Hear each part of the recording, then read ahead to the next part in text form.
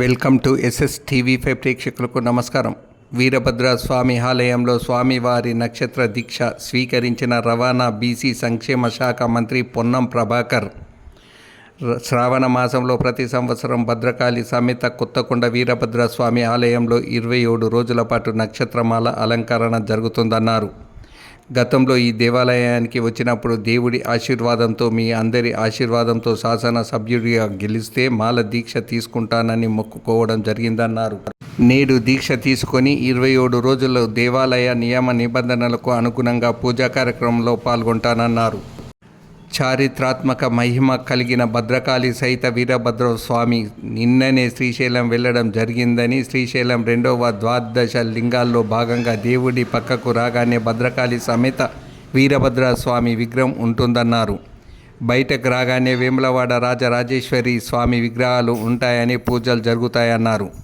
ప్రాచుర్యం కలిగిన ఇంత మహిమ కలిగిన ఈ దేవాలయంలో ఉమ్మడి కరీంనగర్, వరంగల్, మెదక్, ఆదిలాబాద్ జిల్లాల నుండి భక్తులు పెద్ద ఎత్తున ఇక్కడికి వస్తారన్నారు. దేవుడి మహిమ మీద విశ్వాసం ఉందన్నారు.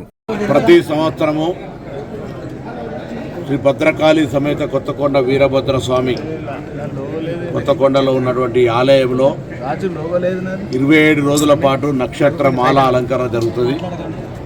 నేను గతంలో ఈ దేవాలయానికి వచ్చినప్పుడు మీ అందరి ఆశీర్వచనంతో, దేవుడి ఆశీర్వచనంతో శాసనసభ్యుడిగా గెలిస్తే ఈ మాల దీక్ష చేస్తానని చెప్పడం జరిగింది. దానిలో భాగంగా ఈరోజు ఈ దీక్షను తీసుకొని 27 రోజులు ఈ నక్షత్ర దీక్షలో దేవాలయ భగవంతుని నియమ నిబంధనలకు అనుగుణంగా పూజా కార్యక్రమాల్లో పాల్గొనాలని నిర్ణయం తీసుకోవడం జరిగింది. దీని యొక్క ముఖ్య ఉద్దేశం, ఇది ఒక చారిత్రాత్మక మహిమ కలిగిన భద్రకాళి సమేత వీరభద్ర స్వామి. నిన్ననే శ్రీశైలం వెళ్ళడం జరిగింది.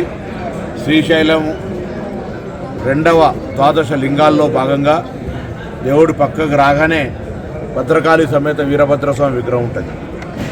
బయటికి రాగానే వేములవాడ రాజరాజేశ్వర స్వామి విగ్రహాలు ఉంటాయి, పూజలు జరుగుతాయి.